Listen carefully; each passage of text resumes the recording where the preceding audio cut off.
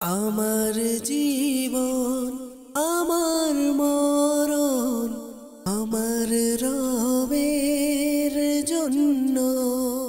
আলহামদুলিল্লাহি রাব্বিল আলামিন ওয়াসসালাতু ওয়াসসালামু আলা সাইয়্যিদিল মুরসালিন আম্মা বা'দ ফাআউযু বিল্লাহি মিনাশ শাইতানির রাজীম বিসমিল্লাহির রহমানির রহিম আসসালাতু ওয়াসসালামু আলাইকা ইয়া রাসূলুল্লাহ ওয়া আলা আলিকা ওয়া আসহাবিকা ইয়া হাবিবাল্লাহ আসসালাতু ওয়াসসালামু আলাইকা ইয়া নবিয়াল্লাহ ওয়া আলা আলিকা ওয়া আসহাবিকা ইয়া নূরাল্লাহ। মাদানী চ্যানেলের দর্শকবৃন্দ, দেখছেন অনুষ্ঠান অন্ধকার থেকে আলোর দিকে। আল্লাহ তাআলা যারাই আমাদের এই অনুষ্ঠানে শামিল হয়েছেন আপনাদের সবাইকে জানাচ্ছি আমাদের এই অনুষ্ঠানের পক্ষ থেকে অসংখ্য শুভেচ্ছা এবং অভিনন্দন। প্রতিবারই আমরা কোনো না কোনো বিষয়ের উপর আলোচনা করে থাকি। আজকে আমরা যে বিষয়ের উপর আলোচনা করব তা হচ্ছে গাফিলতি থেকে আল্লাহর স্মরণের দিকে। জি হ্যাঁ, গাফিলতি, উদাসীনতা। তো এই উদাসীনতা যার মাঝে থাকে সে অন্ধকারেই থাকে, সে কখনো আলোর পথ খুঁজে পায় না, সে সব কিছুতেই অন্ধকার আর অন্ধকার দেখে। তো কোন কোন দিকে তার অন্ধকার লাগে আর যখন সে আল্লাহর পথে চলে আসে সে কিভাবে অন্ধকার থেকে নিজেকে আলোর পথে আনতে পারে, ইনশাআল্লাহুল কারীম আমরা সেই বিষয় সম্পর্কে জানব। আসুন এর পূর্বে দরুদে পাকের একটি ফজিলত শুনে নেই। প্রিয় মুস্তাফা সাল্লাল্লাহু তাআলা আলাইহি ওয়াসাল্লামের আলিশান ফরমান, যে ব্যক্তি আমার উপর একবার দরুদে পাক পাঠ করবে আল্লাহ তাআলা তার উপর 10টি রহমত নাজিল করবেন। সাল্লু আলাল হাবিব সাল্লাল্লাহু আলা মুহাম্মদ সাল্লাল্লাহু আলাইহি ওয়াসাল্লাম সালাতাম ওয়া সালামান আলাইকা সাইয়্যিদি ইয়া রাসূলুল্লাহ। আজকে আমাদের সাথে মুবালিকে দাওয়াত ইসলামী হিসেবে মিরাজ ভাই আছেন। মিরাজ ভাইকে আমাদের অনুষ্ঠানের পক্ষ থেকে সুস্বাগতম জানাচ্ছি। আর আমাদের সজীব ভাই নাতখা হিসেবে আছেন, ইনশাআল্লাহ ওনার কাছ থেকে কালাম শুনবো। আসুন দেরি না করে একটি কালাম অনুষ্ঠানে শামিল করে এরপর ইনশাআল্লাহ আজকে যে বিষয় আমরা সেই বিষয় নিয়ে আলোচনার দিকে অগ্রসর হব। সাল্লু আলাল হাবিব সাল্লাল্লাহু আলা মুহাম্মদ সাল্লাল্লাহু আলাইহি ওয়াসাল্লাম। صلی علی رسولنا صلی علی محمدی صلی علی حبیبنا صلی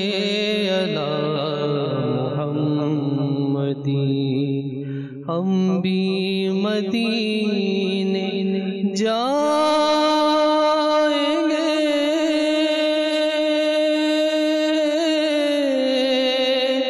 आज नहीं तो कल सही आका हमें बुलाएंगे, आज नहीं तो कल सही।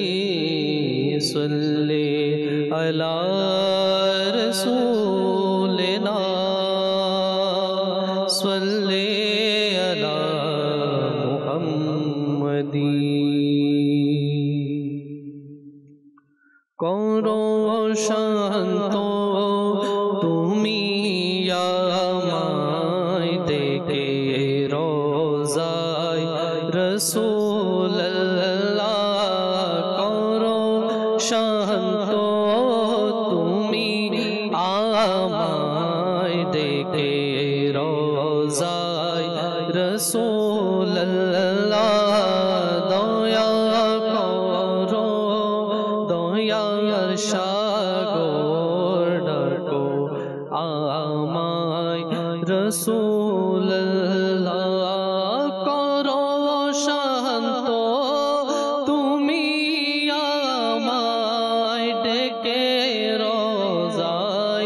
রাসূলুল্লাহ করো শান্ত তুমি আমায় ডেকে রোজায় রাসূলুল্লাহ দয়া করো দয়ার সাগর ডাকো আমায় রাসূলুল্লাহ দোহাই তো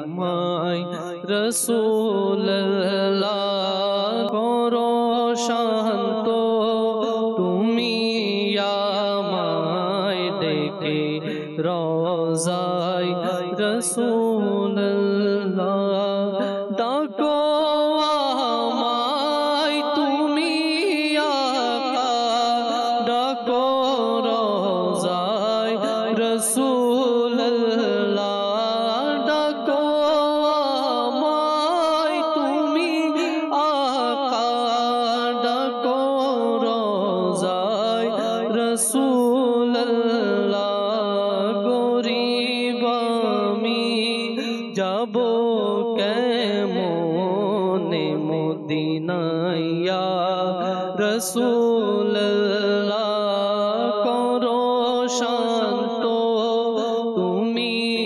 আমায় ডেকে রওজায় রাসূলুল্লাহ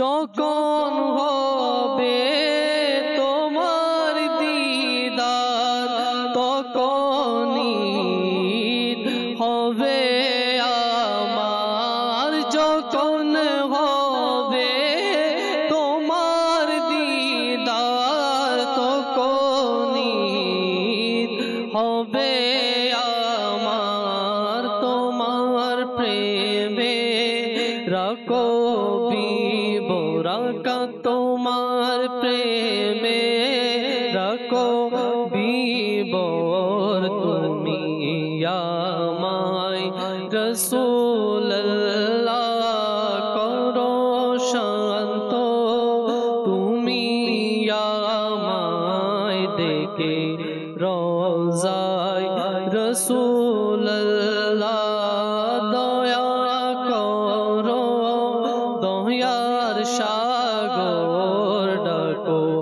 আমায় রাসূলুল্লাহ শোনো শোনো হে হাজী ভাই সালাম দিও নবীর রওজায় শোনো শোনো হে হাজী ভাই সালাম দিও নবীর রওজায় বেকুল আকা আমি পাপী বেকুল আকা আমি পাপী পেতে তোমায় রাসূলুল্লাহ করো শান্ত তুমি আমায় ডেকে রওজায় রাসূলুল্লাহ দয়া করো দয়ার সাগর ডাকো আমায় রাসূলুল্লাহ আমিন আমিন ইয়া রাব্বাল আলামিন। আল্লাহ তাআলা সবাইকে মক্কা মদিনার বা আদব বা যক বা শখ হাজির নসিব করুক। দর্শকবৃন্দ দেখছেন অনুষ্ঠান অন্ধকার থেকে আলোর দিকে। কে না চায় তার জীবন আলোময় হোক, কিন্তু আমরা যেটাকে আলোময় মনে করছি দ্বীন ইসলাম সেটাকে উজ্জ্বল বলছে কিনা, আলোর পথ বলছে কিনা। আজকে আমরা উদাসীন। কোন ক্ষেত্রে উদাসীন?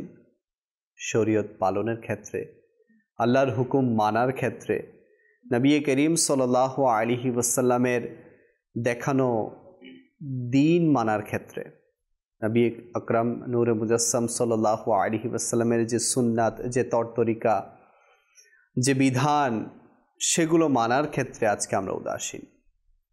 আমরা কোন দিকে সচেতন?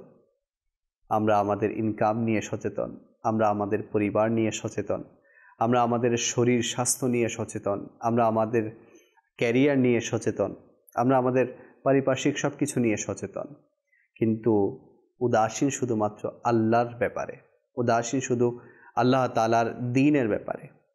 আসুন আমরা আলোচনা শুনি আমাদের মিরাজ ভাইয়ের কাছ থেকে। হুজুর।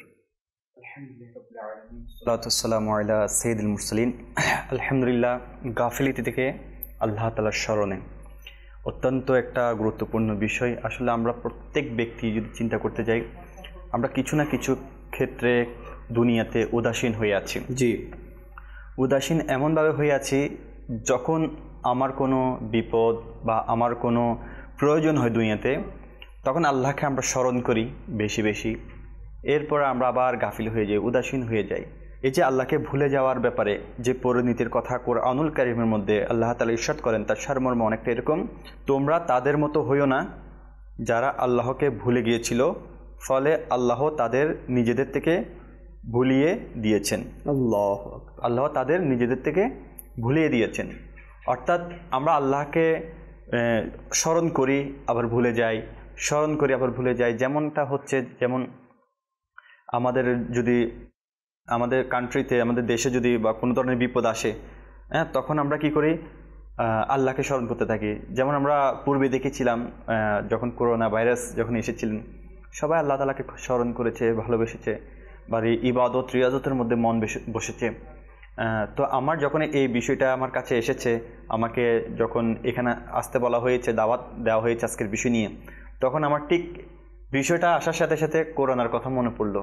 হায় আফসোস, তখন আমরা আল্লাহকে স্মরণ করেছিলাম, আবার যখন আস্তে আস্তে এই মহামারীটা চলে যাচ্ছে, আবার মানে স্বাভাবিক হয়ে যাচ্ছে, সবাই আবার নানান ধরনের নিজেদের মধ্যে গান বাজনা বেহাইপানার মধ্যে, আবার স্টুডেন্টের কথাও আমার স্মরণ এসেছিল। যে সকল স্টুডেন্ট পরীক্ষা শুরু হয়ে যায়, পরীক্ষা আসা শুরু করে, তারা তখন ইবাদত রিয়াজত আল্লাহ তাআলাকে স্মরণ করা, এরপরে যখন রেজাল্ট আসে তখন সেদিন তো নাওয়া খাওয়া বন্ধ করে দিয়ে শুধু দুই হাত তুলে আল্লাহ তাআলার কাছে হার্টবিট বেড়ে যাওয়া, ইবাদত রিয়াজত আল্লাহ তাআলার কাছে মোনাজাত, নফল নামাজ আদায় করা, তখন আল্লাহকে স্মরণ করে করে করে করে যখন রেজাল্ট, স্টুডেন্টদের গার্ডিয়ানরাও তো যারা যখন দেখা যায় রেজাল্টটা এসে যায়, তো যারা ফেল করে তারা তো নাউজুবিল্লাহ, আল্লাহ তাআলা মাফ করুক মাযাল্লাহ, অনেক সময় তাদের কি করে, ঈমান হারা হয়ে যাওয়ার মতো কুফরি বাক্য বলে ফেলে। অথবা যখন কেউ পাশ করে সে খুশি হয়ে যায়, তখন আল্লাহকে ভুলে যায়, রাতের যে পরবর্তী নামাজ ওয়াক্ত সেটাও ভুলে যায়। সে প্রাকৃতিকভাবে কোন একটা বিচের মধ্যে কোথাও গিয়ে মাজাল্লাহ বন্ধুদের আড্ডায় পড়ে বাজে অভ্যাসের মধ্যে হয়ে বলে যে আমার সফলতা, আমি আজকে পরিশ্রম করেছি বিদায় আমি সফলতা অর্জন করেছি। এইভাবে মানে মানুষ যখন আল্লাহকে প্রয়োজন পড়ে তখন আহ্বান করে, নিজের পরিস্থিতির ব্যাপারে আহ্বান করে, যখন পরিস্থিতি থেকে পরিত্রাণ পেয়ে যায় তখন সে নিজেকে ক্রেডিট দেওয়া শুরু করে আল্লাহ তাআলার ইচ্ছায়। যেমন আমার গৌসে পাক রহমতুল্লাহ তাআলা আলাইহি অজস্রবার শয়তান ডিস্টার্ব করেছে, অজস্রবার বলছে তোমার ইলমের দ্বারা তুমি বেঁচে গিয়েছো, অজস্রবার বলেছে তোমার ইবাদত তোমাকে বাঁচিয়ে ফেলেছে। কিন্তু গৌসে পাক রহমতুল্লাহ তাআলা আলাইহি বড় পীর আব্দুল কাদের জিলানী রহমতুল্লাহ তাআলা আলাইহি কি বললেন?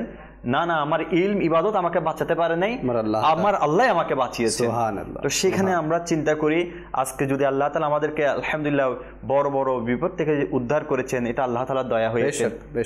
না হয়তো আমরা একটা মশার কাছেও কি গ্রেফতার, মশার কাছেও আমরা একেবারে অধম।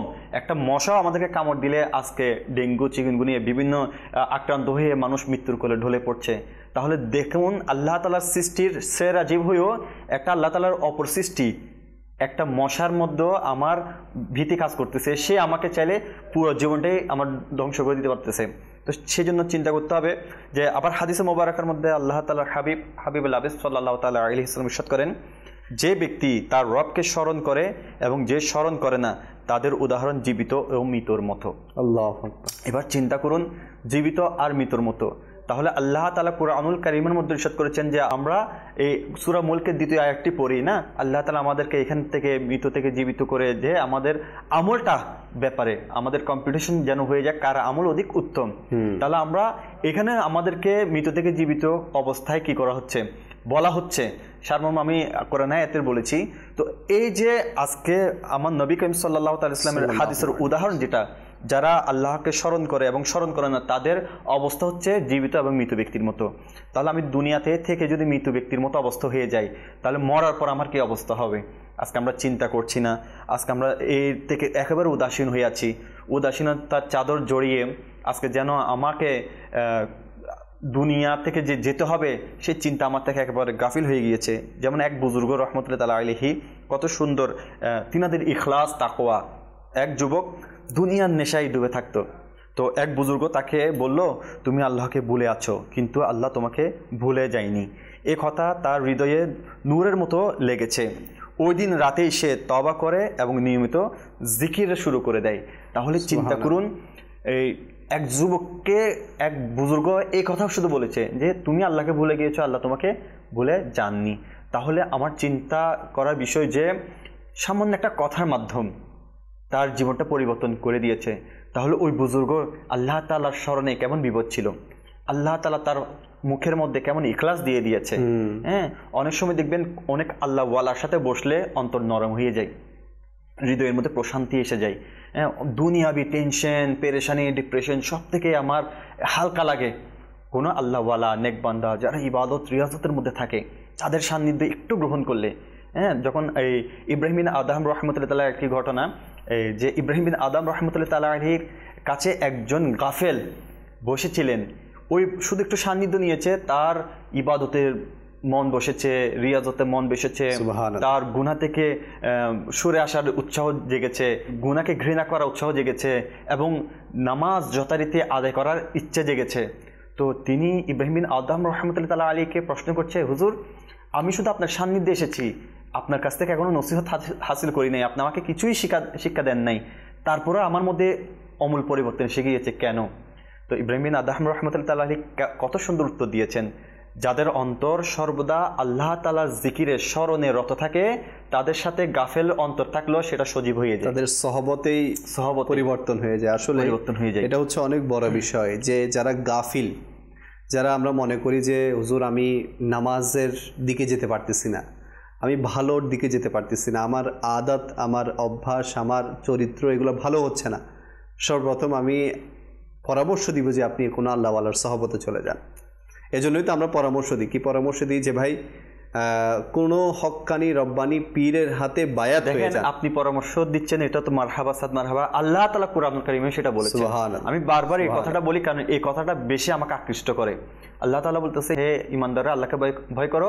কারণ ভয় তো আসে না বললে, এই যে আমরা এখন বললাম আমাদের তো ভয় আসতেছে না, কিন্তু এখন যদি কোন একটা আল্লাহ মাফ করুক জীবন ধ্বংসকারী কোনো কিছু একটা বস্তু যদি এখানে এসে যেত, আমাদের ভয় হার্টবিট বেড়ে যেত। কিন্তু সেজন্য আল্লাহ জানেন যে আমরা ভয় করতে বললে আসবে না, সেজন্য বলছে অবাতগো ইলাহিল ওসিলা, একটা মাধ্যম তালাশ করো আল্লাহকে ভয় করার জন্য। তাহলে দেখেন আল্লাহকে ভয় করার জন্য একটা মাধ্যম তালাশ করতে কেন বলা হয়েছে? এর মধ্যে যদি আমরা তাকে সহজ সরল পথে যাদের উপর অনুগ্রহ করা হয়েছে, তাহলে অনুগ্রহকারী অনুগ্রহের দিকেই নিয়ে যাবে এবং আমাকে খোদা ভীতি শিখাবে, ইশকে রসুল শিখাবে। আর আমরা যদি সেভাবে চলতে পারি তাহলে আল্লাহ তাআলার ভয় আসবে। আচ্ছা, এখানে ভয়ের ব্যাপারেও একটা আমি সবসময় এটা ভেঙে দেওয়ার চেষ্টা করি। আল্লাহকে ভয় করব কিসের ভয়? একজন মারবে এই ভয়, বা কাউকে ভয়ে দেখে পলায়ন করব সে ভয় না। আমাকে আল্লাহকে ভয় করতে হবে, যারা জুলুম করে তাদের মতো ভয় নয়, যাকে দেখলে ভয় পেয়ে যাব, পালিয়ে যাব, যার থেকে বাঁচার চেষ্টা করব এ ভয় নয়। আল্লাহকে ভয় করতে হবে, আল্লাহকে হারানোর ভয়। আল্লাহকে আমাকে আমার গুনাহের কারণে আল্লাহকে আমার উপর নারাজি হয়ে যাচ্ছে কিনা সে ভয়, আমার কাজের কারণে অসন্তোষ হয়ে যাচ্ছে কিনা সে ভয়, আল্লাহকে আমার কাছ থেকে আমাকে যে আপন বন্দার অন্তর্ভুক্ত করতেছে কি করতেছে না সে ভয় আমার থাকতে হবে, যেন আল্লাহকে আমি না হারাই, আল্লাহর ইবাদত থেকে যেন আমি বঞ্চিত হয়ে না যাই, সে ভয় আমাদের থাকতে হবে। এটা হচ্ছে কথা। তো পরে কুরআনুল কারীমের মধ্যে এই দেখুন, এই যে আমরা বলতেছি গাফিলতের কথা, কিন্তু এই যে আমাদের আজকের বিষয় গাফিলতি থেকে আল্লাহ তাআলার স্মরণে। এখন আল্লাহ তাআলার স্মরণ আসলে আমাদের ফায়দা কি হবে? আমরা তো উদাসীন থাকলে আমাদের ডিপ্রেশন বেড়ে যাবে, প্রেশার বেড়ে যাবে, ডায়াবেটিক বেড়ে যাবে, শারীরিক ক্ষতি হবে, মানসিক ক্ষতি হবে এবং ইমানি ক্ষতিও হবে। কিন্তু আমরা এই তিনটা ক্ষতি থেকে বাঁচার জন্য কি করতে পারি? আল্লাহ তাআলা বলতেছেন সূরা রাদের মধ্যে, জেনে রাখো আল্লাহর স্মরণেই অন্তরসমূহ প্রশান্তি লাভ করে। অর্থাৎ আল্লাহ তাআলার জিকিরে আমাদের অন্তর কি করে? প্রশান্তি লাভ করে। আমরা যদি প্রতিনিয়ত আল্লাহ তাআলার জিকির, আল্লাহ তাআলার ইবাদত রিয়াজতের মধ্যে নিজেকে রত রাখতে পারি, সর্বদা আল্লাহর উপরে আমরা ভরসা রাখতে পারি, জিকিরের মধ্যে নিজেকে রত রাখতে পারি, তাহলে আমার দুনিয়াবি পেরেশানি আমার অন্তরকে গ্রাস করতে পারবে না এবং আখিরাতের পেরেশানি থেকে ইনশাআল্লাহ আল্লাহ তাআলা কল্যাণ দান করবে, বরকত দান করবে। হাদিসে মুবারাকার মধ্যে তিরমিজি শরীফের মধ্যে এই ব্যাপারে বলতেছেন যে আল্লাহর নবী রাসূলুল্লাহ সাল্লাল্লাহু তাআলা আলাইহি ওয়াসাল্লাম ইরশাদ করেন, তার সারমর্ম অনেকটা এরকম, আল্লাহর কাছে সবচেয়ে প্রিয় আমল হলো আল্লাহর স্মরণ। তো আল্লাহ তাআলার স্মরণ যে যত বেশি করবে আল্লাহ তাআলা তাকে তত বেশি স্মরণ করবে। তো আল্লাহ তাআলা বলেছেন যে তুমি আমাকে স্মরণ করো, আমি তোমাকে স্মরণ করব, এবং তোমরা নাফরমানির অন্তর্ভুক্ত হইও না। তো আমরা কি করব, আল্লাহ তাআলাকে স্মরণ করব। স্মরণ করলে আমাদের লাভ কি হবে, গাফেল হৃদয়টা আমাদের সতেজ হবে, উদাসীনতা থেকে আমরা বের হয়ে আসতে পারবো। কারণ আল্লাহকে স্মরণ করার মানে কি, আমি কি প্রতিদিন মসজিদে গিয়ে বসে থাকবো, একদম সারাদিন মসজিদে গিয়ে পড়ে থাকবো এইভাবে স্মরণ? না, আমরা দিনের শুরু থেকে রাতের শেষ পর্যন্ত আমি আল্লাহকে যদি স্মরণ করতে চাই, আলহামদুলিল্লাহ বিভিন্ন কলবি ইবাদত আছে, আমার এই জাহেরি ইবাদত, বাতিনি ইবাদত, আমার কাজকর্মগুলোই তো প্রত্যেকটাই দিন। হ্যাঁ, আমি যদি সর্বপ্রথম ঘুম থেকে উঠে বাস আল্লাহ তাআলা শুকরিয়া আদায় করি, আল্লাহ তাআলা হ্যাঁ আমাকে আরেকটা অ্যানাদার ডে আমাকে দেখার জন্য সুযোগ করে দিয়েছেন, হ্যাঁ আল্লাহ তাআলা যিনি আমাকে আলহামদুলিল্লাহ আজ্জা ওয়া জাল সকল নিয়ামত দিচ্ছে, তখন যদি আমি একটু শুকরিয়া আদায় করি, সকালবেলা উঠে একটু ইস্তেগফার করি, দরুদ শরীফ পাঠ করি, সম্ভব হলে কুরআনুল কারীমের তেলাওয়াত করি, হ্যাঁ এটা আমার প্রথম ব্যবস্থা। এরপর ফজরের নামাজ তো আছে, আর এরপরে দ্বিতীয় ধাপের যে ফজরের সকালের কথা বলছি সেটা। এরপর আমি রিজিকের তালাশের জন্য যখন যাব, আমাকে চিন্তা করতে হবে আমি হালাল রিজিক উপার্জন করবো আল্লাহর কাছে। আমি যদি হালাল রিজিক উপার্জন করার নিয়ত করি এবং তার জন্য আমি দৌড়ভাগ করি, এটাও ইবাদতের অন্তর্ভুক্ত হয়ে যাবে সারাক্ষণ। এরপরে অনেকেই দেখা যায় যে রিজিকের জন্য তো গিয়েছে, কানে হেডফোন লাগিয়ে বিভিন্ন গান বাজনা শুনে কাজ করছে, তাহলে সেটা থেকে আমি উদাসীন হয়ে যাব, ইবাদত থেকে আমি উদাসীন হয়ে যাব আল্লাহ তাআলার স্মরণ থেকে। এই অবস্থায় আমি কি করতে পারি, এই অবস্থায় আমি নাতে মুস্তাফা সাল্লাল্লাহু তাআলা আলাইহি ওয়াসাল্লাম শুনতে পারি, বা আমি দরুদ শরীফ পাঠ করতে পারি, ইস্তেগফার পাঠ করতে পারি। তাহলে এগুলো যদি আমরা করি, তাহলে আমাদের মনের মধ্যে আল্লাহ তাআলার স্মরণ সর্বদা রত থাকবে, জারি থাকবে, প্রসারিত থাকবে। এর বরকতে আল্লাহ তাআলা আমাকে দুনিয়া আখিরাতের মধ্যে বরকত দান করবেন। তাহলে দেখুন, যারা আল্লাহ তাআলা জিকির করে তাদের আলহামদুলিল্লাহ রুহানি শক্তি বেড়ে যায়। আমরা রুহানি শক্তি যখন বেড়ে যাবে, ইবাদত রিয়াজত এগুলো করা আমার জন্য সহজ হয়ে যাবে। আজকে আমাদের ইবাদত করাটা কঠিন বানিয়ে ফেলেছি আমরা। হ্যাঁ, নামাজ পড়তে বললে, 5 ওয়াক্ত নামাজ পড়তে বললে লাগে যে তাকে পাহাড় আলগাইতে বলা হচ্ছে। তাই মুস্কি হেসে বলে যে হুজুর চেষ্টা করি, পারতেছি না, চেষ্টা করবো, আগামীকাল থেকে ধরবো, বা আমার নামাজ ছুটে যাচ্ছে। কেন ছুটে যাচ্ছে জানতে তো হবে, বুঝতে হবে কেন ছুটে যাচ্ছে, এই জন্য ছুটে যাচ্ছে। এগুলোকে আমরা কঠিন করে ফেলছি, দুনিয়াকে সহজ করে নেওয়ার চেষ্টা করতেছি। গান বাজনা শুনতে আমাদেরকে কঠিন বলি না কখনো, কোনো বেহাইপানা করতে কঠিন বলি না আমরা কখনো। তো আমরা ইবাদত করতে বললে, কুরআনুল কারীম পড়তে বললে বা জিকির করতে বললে এটাকে কঠিন মনে করি, অথচ এটাই তো সহজ ছিল, আর এটার মধ্যে স্বাদ বেশি ছিল। আজকে মানুষ গুনাহ করতেছে সারা রাত জেগে, তার কাছে এটা স্বাদ মনে হচ্ছে, কিন্তু প্রকৃতপক্ষে এটা তার হার্ম হচ্ছে শরীরের, এবং তার আখিরাতের জন্য এটা কি হচ্ছে, একটা আযাবের জারি হয়ে যাচ্ছে। কিন্তু আল্লাহর ওলিরা, আজকে আমরা ফ্যানের বাতাসে বসে, লাইটের আলোতে, এসির বাতাসে ইবাদত করেও স্বাদ পাচ্ছি না। কিন্তু তখনকার আল্লাহর ওলিরা না লাইটের আলো ছিল, না পাখা ছিল, না এসি ছিল, তারা ওই অন্ধকার, চিকচিক অন্ধকার চারাক জ্বালিয়ে বা গহীন অন্ধকারের মধ্যে ইবাদত করতো, সারা রাত ইবাদত করতো। তিনারা 2 রাকাত নফল নামাজ পড়তে দাঁড়াতেন, কোরআনুল কারীম পড়তেন, যে এত মজা লাগতো যে 1 রাকাতের মধ্যে 15 পারা, দ্বিতীয় রাকাতের মধ্যে 15 পারা, এক খতম কোরআন শরীফ খতম করে ফেলতেন। এবং একও যদি সারা রাত নামাজ আদায় করে ফজর নামাজ আদায় করতেন, তাহলে এনার স্বাদ কেন পেত? সবসময় গুনাহ থেকে নিজেকে বাঁচিয়ে রাখে, ইবাদত করতো। আর যারা ইবাদতের মধ্যে প্রবেশ করবে, ইবাদত করবে, রিয়াজত করবে, গুনাহকে থেকে নিজের মুখটা ফিরিয়ে নিবে, তাদের গুনাহ করাটা কঠিন হয়ে যাবে, ইবাদত করাটা সহজ হয়ে যাবে। হ্যাঁ, আজকে সুন্নতের লেবাস দেখুন, কিছু কিছু আছে যে আপনার প্রকাশ্য জিনিস আপনাকে গুনাহ থেকে বাঁচাবে। হতে পারে নিজেকে, অনেকে বলে না আমি তো বাঁচতে পারতেছি না, আমাকে বাঁচান। তো কিছু কিছু জিনিস আপনাকে আমাকে বাঁচাবে। যেমন সুন্নত চর্চার মধ্যে, আমরা যদি সুন্নত চর্চার মধ্যে অভ্যস্ত হয়ে যাই, এই সুন্নত চর্চা আমাকে অনেক গুনাহ থেকে বাঁচাবে। দাওয়াত ইসলামীর লেবাস, যেটা সুন্নতি লেবাস পরিধান করা, সাদা পাগড়ি, জুব্বা, এইভাবে যদি কেউ চলে, তার নিজের মধ্যে দাঁড়িয়ে রাখে, তার নিজের মধ্যে গুনাহ করার স্পৃহা কমে যায়। তার লেবাস তাকে বারবার স্মরণ করিয়ে দেয়, তুমি আল্লাহ নবী রাসূল সাল্লাল্লাহু আলাইহি ওয়াসাল্লামের সুন্নতের উপর আছো, কীভাবে গুনাহ করবে। তাহলে গুনাহের পরিবেশে যেতেও তিনার লজ্জা লাগে। আবার কেউ যদি পশ্চিমা ফ্যাশনকে যদি সে আইডল হিসেবে নিয়ে নেয় বা সে এটা পরিধান করে, তখন সে তার গুনাহটাকে আম করে ফেললো, এই পোশাকে তাকে গুনাহ করার জন্য উৎসাহ জাগিয়ে দিবে। তো সেজন্য আমাদের সর্বদা উচিত যে আল্লাহ তাআলার ইবাদত, রিয়াজত এগুলো করার জন্য আগে একটা পরিবেশ তৈরি করতে হবে। এখান থেকে যে বিষয়টা দর্শকের জন্য আমি বলতে চাইবো, সেটা হচ্ছে গাফিল থেকে যদি আল্লাহর স্মরণ আপনি আনতে চান, তাহলে সর্বপ্রথম আপনার বাহ্যিক যে পরিবর্তন সেটা আনেন। অনেকে আমাদেরকে এটা বলে, রেহত ভাই বলে যে লেবাসের প্রয়োজন নাই, কল পরিবর্তন হলেই চলে। হ্যাঁ, আমি হাজারো প্রমাণ দিব, লেবাসের পরিবর্তন ছাড়া আপনি কলকে কখনো পরিবর্তন করতে পারবেন না। আল্লাহু আকবার। কারণ আপনি যে লেবাস পরিবর্তন করেন নাই, সেই কারণে আপনার কলবের মধ্যে আপনি হয়তো 2 মিনিট আপনি নিজেকে স্থির রাখতে পারলেন, তারপর আপনার মুখ থেকে গালমন্দ বের হয়ে যাবে, নাপাকি কথা বের হয়ে যাবে, আর নাপাকি চিন্তাধারা বের হয়ে যাবে, অপবিত্র জায়গায় যাওয়া, অপবিত্র কাজ করা বা গুনাহপূর্ণ কাজ করা আপনার জন্য এটা আম হয়ে যাবে। যখন আপনি নিজের লেবাসকে চেঞ্জ করবেন, বাহ্যিকটা যখন চেঞ্জ করবেন, তখন অভ্যন্তরীণটা আস্তে আস্তে পরিবর্তন হওয়া শুরু করে দিবে। আল্লাহ তাআলা আমাদের সবাইকে তৌফিক দান করুক, আমাদেরকে গাফিলতি থেকে আমাদেরকে বাঁচার তৌফিক দান করুক। ইনশাআল্লাহ আলোচনা আরও হবে। কিছু দর্শক আমাদের সাথে যুক্ত হয়েছেন কলের মাধ্যমে, আসুন সেই কলগুলো আমরা অনুষ্ঠানে শামিল করি। জি, কুমিল্লা থেকে বলছিলাম, হাসানুল ইসলাম, চ্যানেলে দেখতেছি।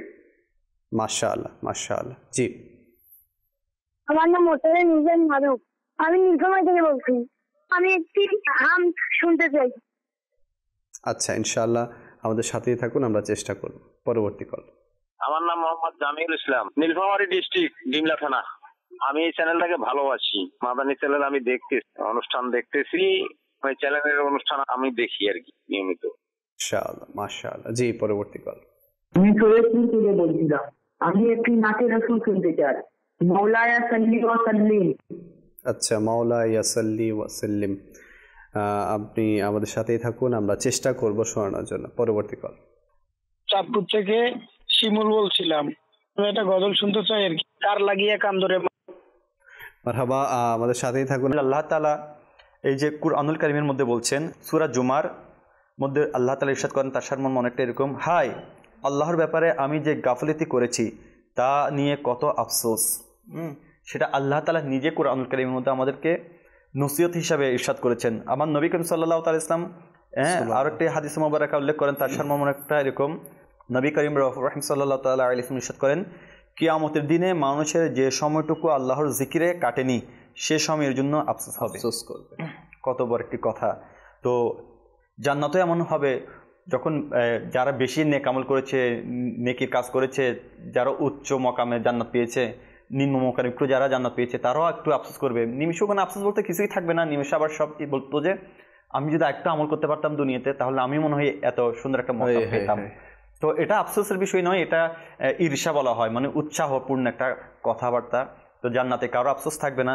যেমন দেখুন, আমাদেরকে কোমর বেঁধে নামতে হবে, বা আমাদেরকে নিজেকে পরিবর্তন করার জন্য নিজেকে সংশোধন করতে হবে। ইসলামের বাস্তব কাহিনীর মধ্যে একটি ঘটনা এভাবে আমি পড়েছিলাম হাসান বসরি রহমতুল্লাহ আলাইহির ব্যাপারে, যিনি আল্লাহ তাআলার ইবাদত রিয়াজতের মধ্যে পরিপূর্ণ আসার পূর্বে তিনি দুনিয়ার একটা বণিক ছিলেন, ব্যবসায়িক ছিলেন।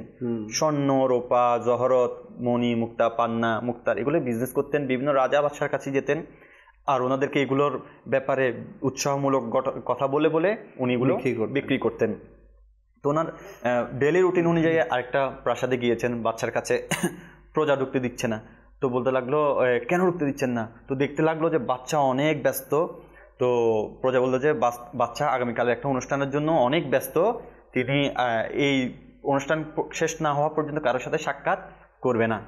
তো হাসান বসরি রহমতুল্লাহ আলাইহির অন্তরে একটা কৌতূহল জাগলো যে বাচ্চা নিজেই ব্যস্ত এই অনুষ্ঠানের জন্য, আগামীকাল কি অনুষ্ঠান হবে যে বাচ্চা নিজেই ব্যস্ত হয়ে গেছে। কারণ বাচ্চা তো বাচ্চাই, বাচ্চা শুধু হুকুমাত করবে, উজিরের মাধ্যমে কাজ হয়ে যাবে, বাচ্চার তো ব্যস্ত থাকার কথা না। কিন্তু বাচ্চা কেমন একটা মানে মনোরঞ্জন অনুষ্ঠানের জন্য তিনি ব্যস্ত, এমন কি কাজ। তো প্রজাকে বললো যে এমন কি অনুষ্ঠান, আমাকে একটু দেখার তুমি সুযোগ করে দাও। বলে যে কালকে তো তোমার প্রবেশ করার কোনো মানে আমাম কাউকে বা সাধারণ কাউকে ঢোকার অনুমতি থাকবে না। হ্যাঁ, তুমি যদি বেশি যখন ওই জোর করতেছে, বলছে ঠিক আছে তুমি আসো, তোমাকে আমি একটা ডিলার উপরে দাঁড় করিয়ে দিব, তুমি ওখান থেকে বাচ্চার এই অনুষ্ঠানের দৃশ্যটি তুমি দেখবে। জি। তো তারপর দিন বাচ্চার এই অনুষ্ঠানটি দেখার জন্য তিনার অন্তরে কৌতূহল জাগলো। উনি সকালে এসে হাজির, আসার পর দেখলো যে একটা কবরস্থান, ওই কবরের উপরে একটা তাঁবু টাঙানো, এরপরে সারিবদ্ধভাবে কিছু পুরুষ মহিলা ডিভাইডেড করে দাঁড় করিয়ে আছে। তো প্রথম কে আহ্বান করা হচ্ছে, ডাক্তার যারা এই আপনার বিভিন্ন আয়ুর্বেদিক দিয়ে সুস্থতা করে, এমন অনেক ডাক্তার দলকে সারিবদ্ধ করে ওই তাঁবুর মধ্যে ঢুকানো হলো। ওই তাঁবুর মধ্যে ঢুকে তারা ওটাকে কবরকে ঘুরে পরবর্তী গেটে গিয়ে বের হয়ে গেল। এরপর আনা হলো ওজা, যারা ঝাড়ফুঁক করে, তাদেরকে আনা হলো, তাদেরকে এইভাবে ঢুকানো হলো, বের করে দেওয়া হলো। এরপর আনা হলো এই বড় বড় সেনাপতি বল্ল মার তলোয়ার নিয়ে তারা খুব রাগান্বিতভাবে অবস্থা নিয়ে গেল, ওই কবরের পাশ দিয়ে ঘুরে আবার চলে আসলো। এরপরে চোল খোলা অবস্থায় কিছু রমণীকে, যাদের হাতের মধ্যে শরাব এবং যাদের হাতের মধ্যে থালার মধ্যে টাকা, শরাব এগুলো, এবং রমণীদেরকে খুব সুন্দরভাবে উপস্থাপন করে তাদেরকে কি করলো, এদিকে নিয়ে আসলো। এভাবে এক এক করে এক এক এই কাফেলা করে এরা ওই কবরের পাশ দিয়ে হাঁটে হেঁটে নিয়ে আসলো। তো আমি সারমর্ম বলছি, এটার পরে সব হওয়ার পরে বাচ্চা নিজেই কবরে প্রবেশ করলেন। করার পর বাচ্চা ওই কবরের দিকে কতক্ষণ জড়িয়ে ধরে কান্না করতে লাগলেন, বসে গেলেন। এখন বসার পরে বাচ্চা ওই কবরকে সম্বোধন করে বলতেছে, প্রিয় পুত্র, আজ তোমার মৃত্যুবার্ষিকী। প্রতি বছরে আমি এই আয়োজনটি করে থাকি, আর নিজেকে বোঝানোর জন্য আমি একটা সিস্টেম তৈরি করে থাকি। আজকে তোমার কাছে অনেক ডাক্তারের উপস্থিতি, কিন্তু তোমাকে ফিরাতে পারলো না। অনেক ওঝা এসেছে, তোমাকে বাঁচাতে পারলো না। কারণ তোমাকে যে মহান শক্তিধর দুনিয়া থেকে নিয়ে গিয়েছে, তার কাছে এই ডাক্তার ওঝা কোনো কিছুই না। যদি তিনি কোনো সেনাপতিকে, ক্ষমতাকে ভয় পেত, তাহলে আমি তো বড় বড় সেনাপতি তোমার সামনে নিয়োজিত করে দিয়েছি। কিন্তু তিনার কাছে কোনো শক্তি কিছুই না। এগুলো একেবারেই কোন বললে ফায়াখুন হয়ে যাবে, তার ধ্বংস হয়ে যাবে। তিনি যদি কোনো যে তোমার রুহকে কবজ করেছে, সে যদি টাকার বিনিময়ে, রমণীর বিনিময়ে যদি তোমার রুহটাকে ফেরত দিত, তাহলে এমন রমণী, এমন টাকা পয়সা আমি তোমার সামনে এনেছি। কিন্তু দুঃখের বিষয়, তোমাকে যে মহান ক্ষমতাবান আল্লাহ তাআলা তোমাকে নিয়ে গিয়েছে, আমার তো আর কিছু করার নেই। তো এইভাবে কান্না করতে করতে তিনি বলল, ঠিক আছে, আজ আমারও চেষ্টা, আমার নিজের মনকে বুঝ দেওয়ার জন্য আমি চেষ্টা করেছি, এই আয়োজনটি করেছি। আবার 1 বছর পর তোমার সাথে আমার আবার সাক্ষাৎ হবে, আবারও আমি আমার মনকে বুঝ দেওয়ার জন্য এরকম আয়োজন করব। হাসান বসরি রহমতুল্লাহ আলাইহি এগুলো দেখতেছিলেন। দেখার পরে ওনার কৌতূহল বলল যে, আহেরে, আজকে আমরা দুনিয়াতে কী করতেছি? সত্যি তো, আমার যখন মৃত্যু এসে যাবে, কোনো ডাক্তার আমাকে বাঁচাতে পারবে না, কোনো ওঝাও আমাকে বাঁচাতে পারবে না, কোনো ক্ষমতাবান, শক্তি, আধিপত্য, সর্বসমর্থ দিয়েও আমাকে কেউ বাঁচাতে পারবে না। তাহলে আমি কিসের পিছনে ছুটতেছি? জিনের কাছে আমাকে যেতে হবে, আমাকে কেউ বাঁচাতে পারবে না যার কুদরতি হাত থেকে। আমি তার কাছে ফিরে যাওয়ার জন্য নিজেকে এখনও কেন প্রস্তুত করে নিচ্ছি না? এটা তো অবধারিত, আমাকে তো যেতেই হবে। সেদিন থেকে হাসান বসরি রহমতুল্লাহ আলাইহি মনি মুক্তার ব্যবসাকে ছেড়ে দিয়ে ইবাদত রিয়াজতের মধ্যে ব্যস্ত করে আলহামদুলিল্লাহ আজকে এত প্রসিদ্ধ হয়েছে, জিনার কিতাব আদি পড়লে, জিনার জীবনী পড়লে মানুষ সংশোধন হয়ে যায়। এমন একটা অবস্থা। তো উদাসীন থেকে তিনি নিজেকে আল্লাহ তাআলার স্মরণে নিয়ে এসেছে, আর আল্লাহ তাআলার স্মরণকারীর মাধ্যমে অন্যজনরাও পরিবর্তন হয়ে যাচ্ছে। আমাদেরকে চিন্তা করতে হবে যে আল্লাহ তাআলার স্মরণে সবসময় নিজেকে ব্যস্ত রাখা, এবং এই যে প্রথমে বলেছি, যারা আল্লাহ তাআলার স্মরণে নিজেকে ব্যস্ত রাখে তাদের সান্নিধ্য গ্রহণ করা, এতে করে আমাদের মধ্যে কি আসবে? আমূল পরিবর্তন আসবে। আল্লাহ তাআলা কুরআনুল কারীমে সূরা আলার মধ্যে ইরশাদ করতেছেন, সে তার রবের নাম স্মরণ করলো এবং সালাত কায়েম করলো। তাহলে চিন্তা করুন, আল্লাহ তাআলা যারা সালাত আদায় করে তাদেরকেও স্মরণ করে, এবং সেটা আল্লাহ তাআলা কুরআনুল কারীমে সালাত আদায়কারীদেরকেও কি করলো? আল্লাহ তাআলা খুশি হন আল্লাহ তাআলার নাম স্মরণ করলে এবং সালাত আদায় করলে। এবং হাদিসে মুবারাকার মধ্যে আছে, যে ব্যক্তি সকালে লা ইলাহা ইল্লাল্লাহ 100 বার পড়ে, কিয়ামতের দিন রাজাদের মতো উত্থান করবে। তাহলে চিন্তা করুন, আল্লাহ তাআলাও খুশি হয় আল্লাহ তাআলা সালাত কায়েম করলে। এবং যদি আমরা জিকিরের মধ্যে যেমন 100 বার যদি এটা পড়ে, তাহলে কি করা হবে? সে বাচ্চার মতো আল্লাহ তাআলা তাকে তুলবে, কেমন তাকে শান শকতওয়ালা করে তুলবে। হাসান বসরি রহমতুল্লাহ আলাইহির কাছে একটি ব্যক্তি বলল, হুজুর, আমার মন অশান্ত থাকে। তিনি বললেন, জিকির করো। কিছুদিন পর লোকটি ফিরে এসে বলল, হুজুর, এখন আমার হৃদয় শান্তিতে প্রফুল্ল হয়ে গেছে। তাহলে চিন্তা করুন, যারা গাফিলতির মধ্যে আছে, উদাসীনতার মধ্যে আছে, তারা সবসময় শুধু ডিপ্রেশনের মধ্যে থাকে, তাদের ইবাদতও ভালো লাগবে না, তাদের দুনিয়াও ভালো লাগবে না, আখিরাতেও ভালো লাগবে না। যখন আল্লাহ তাআলার দ্বীনের প্রতি নিজেকে স্মরণের মধ্যে নিয়ে আসবে, তখন আলহামদুলিল্লাহ আল্লাহ তাআলা তাকে পরিবর্তন করে দিবেন, আল্লাহ তাআলা তার কলব পরিবর্তন করে দিবেন, ইবাদতের মধ্যে এক্সট্রা স্বাদ বৃদ্ধি হবে। তো আমরা যদি এইভাবে নিজেকে পরিবর্তন করতে পারি, ইনশাআল্লাহ আযাওয়াজাল, যেমন খাজা গরিবের নওয়াজ রহমতুল্লাহ তাআলা আলাইহি নিজের জীবনে আমরা আসলে ট্রান্সমিশন আসলো, স্পেশাল ট্রান্সমিশন আসলো, আমরা শুনে থাকি যে তিনার একটা বাগান ছিলেন আর একটা জাতা ছিলেন, যেটা দিয়ে তিনি আটা পেস্ত প্রত্যেক সম্পত্তি হিসেবে এগুলো পেয়েছেন। একজন মজ্জুব অলির সান্নিধ্য পেয়ে তিনার মধ্যে কলবের মধ্যে পরিবর্তন এসে গিয়েছেন এবং ওই কলব পরিবর্তন হওয়ার পরে আল্লাহ তাআলা ওনার উপরে এত দয়া করেছেন আজকে সানজির থেকে যখন আজমিরে এসেছেন শুধু আসেন নাই, আল্লাহ তাআলা ওনার বরকতে ওনার উসিলায় 90 লক্ষ অমুসলিমকে হেদায়েত দান করেছে, নূরের আলো দান করেছেন, আল্লাহ তাআলার ইসলামের মধ্যে তাদেরকে দীক্ষিত দিয়েছেন। সুবহানাল্লাহ। তো এইভাবে যদি আমরা চিন্তা করতে যাই, এনারা তো আল্লাহর বান্দা, আমরা কেন পাচ্ছি না? আমরা এই জন্য পাচ্ছি না, আমরা শুধু মনে করি অনেকে যে 5 ওয়াক্ত নামাজ পড়লেই হবে, রমজান মাসে রোজা রাখলেই হবে, এটাকে বলছে এভাবে বেশি অতিরিক্ত করার প্রয়োজন নেই। তাহলে যারা অনেকে এই কথা বলবে, আপনি হয়তো শুনেছেন, মানে বলে যে শুধু আমি নামাজ পড়তেছি এগুলা করলে যথেষ্ট, এত বেশি আগানো লাগবে না। তাহলে তাকে যদি জিজ্ঞেস করতাম, ভাই আপনি 10,000 টাকা স্যালারি পান, আর বেশি কি আপনার পাওয়া লাগবে? সে বলবে যে অবশ্যই, সব খরচ বেড়েছে, এটা বেড়েছে সেটা বেড়েছে, ইনকাম তো বাড়াতে হবে। তাহলে আমরা ইবাদত বাড়ানোর ব্যাপারে এখানে উদাসীন গাফিলতির মধ্যে আছি। তাহলে আমাদের ইবাদত যখন বৃদ্ধি পাবে আরো বৃদ্ধি করতে হবে, এত বৃদ্ধি করতে হবে। যেমন রাবিয়া বসরি রাদিয়াল্লাহু তাআলা আনহা, তিনি কি করতেন? রাত আসার জন্য মানে শুধু অপেক্ষা করতেন, কারণ রাত আসলে মলার সাথে গোপনীয় ইবাদত করা হবে, সারা রাত ইবাদত। যখন একটু ঘুম পেত, বিছানার দিকে তাকাতো, ঘুমাতে যাওয়ার ইচ্ছা জাগলে বলতো যে ঘুম তো তুমি কবরও যেতে পারবে, সেখানে তার ইবাদত নাই। এখন তো সুযোগ পাচ্ছ মওলা তাআলার দরবারে, আল্লাহ তাআলার দরবারে কিছুটা সময় কাটিয়ে নাও। এভাবে করতে করতে যখন ফজর হয়ে যেত, ওনারা আতঙ্কিত হয়ে যেত, আল্লাহ তোমার সাথে এই ইবাদত ভালোবাসা নিয়ে একটু সময় কাটানোটা যেন ফুরিয়ে যাচ্ছে, আল্লাহ তুমি আমাকে আরেকটা রাত তৌফিক দান করো। দিনের বেলায় রোজা রাখতেন, এমনকি নিজে বিয়ে পর্যন্ত করে নাই, নিজের ইবাদত বৃদ্ধির মধ্যে এমন অবস্থা ছিল। মাশাআল্লাহ মাশাআল্লাহ। মাদানী চ্যানেল দর্শক বিন্দু, আপনারা শুনলেন যে আল্লাহ ওয়ালারা দুনিয়ার ব্যাপারে উদাসীন ছিল, আল্লাহ তাআলার ব্যাপারে সচেতন ছিল, আল্লাহ তাআলার ব্যাপারে তারা সজাগ ছিল, আল্লাহ তাআলার ব্যাপারে তাদের মহব্বত দৃঢ় ছিল। আর আমরা এখন কি হয়ে গেছি? আমরা দুনিয়ার প্রতি মহব্বত দৃঢ় করে ফেলেছি, দুনিয়ার প্রতি মহব্বত পাকাপোক্ত করে ফেলেছি, আর আল্লাহর স্মরণের ব্যাপারে আমরা উদাসীন হয়ে গেছি। আল্লাহ তাআলা দেখুন না, আজকে দুনিয়ায় বড় থেকে বড় যতই সম্পদশালী হোক না কেন, তারও টেনশন আছে, আর যে ঝুপড়ি ঘরে আছে তারও টেনশন আছে, যে বড় থেকে বড় মর্যাদায় আসীন তারও টেনশন আছে, আর যে সমাজের একেবারে ছোট পেশার ছোট শ্রেণীর মানুষ তারও টেনশন আছে। অর্থাৎ কোনো কিছুতেই শান্তি নাই, দুনিয়াতে কোনো কিছুতেই শান্তি নাই। কিভাবেই থাকবে? আল্লাহ তাআলা তো খুদ কোরআনেই বলেছেন যে আলা বিযিকরিল্লাহি তাতমাইন্নুল কুলুব, যে আমার জিকিরের মধ্যেই, আমার স্মরণের মধ্যেই হচ্ছে কলবের শান্তি। তো আমরা ওটা থেকে দূরে, তো আমরা দুনিয়া যত কিছু অর্জন করে ফেলি না কেন, যতক্ষণ পর্যন্ত আল্লাহর স্মরণ আমার মাধ্যমে হবে না, যতক্ষণ পর্যন্ত আল্লাহ তাআলার দ্বীন ইসলামের মধ্যে আমরা পরিপূর্ণভাবে প্রবেশ করব না, আমাদের কোনো কাজে শান্তি হবে না, না একালে শান্তি হবে, না পরকালে শান্তি হবে। আল্লাহ তাআলা আমাদের সবাইকে আল্লাহ তাআলার স্মরণ সদা সর্বদা করার তৌফিক দান করুক, আর এমন পরিবেশের মধ্যে আমাদেরকে যুক্ত হওয়ার তৌফিক দান করুক যে পরিবেশে থাকলে সদা সর্বদা আল্লাহ পাকের স্মরণ আসে। আলহামদুলিল্লাহ, বর্তমান ফিতনা ফিসাদের যুগে আপনারা জানেন যে দাওয়াত ইসলামী এ ব্যাপারে গুরুত্বপূর্ণ ভূমিকা পালন করছে। তো আমি বলবো যে দাওয়াত ইসলামের সাথে সম্পৃক্ত হন, যেখানে দাওয়াত ইসলামের দিনই কাজ হয়, সাপ্তাহিক ইজতিমা হয়, দাওয়াত ইসলামের বিভিন্ন প্রোগ্রাম হয়, আপনারা সেখানে নিজেকে সম্পৃক্ত করুন, নিজের পরিবারবর্গকে সম্পৃক্ত করুন।